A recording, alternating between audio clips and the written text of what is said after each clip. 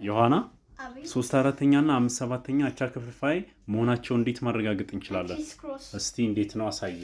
3 ሲባዛ በ7 21 4 ሲባዛ በ5 20 ስለዚህ 21 እና 20 እኩል ስላልሆኑ ለዛ 3/4ኛ እና 5/7ኛ አቻ ክፍልፋይ አይደሉም።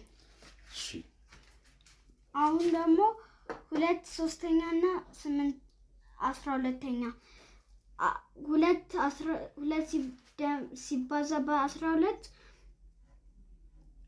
24 3 ሲባዛ በ8 24 ስለዚህ 24 እና 24 እኩል ስለሆኑ ለዛ 2/3ኛ እና 8/12ኛ አቻ ክፍልፋይ ናቸው።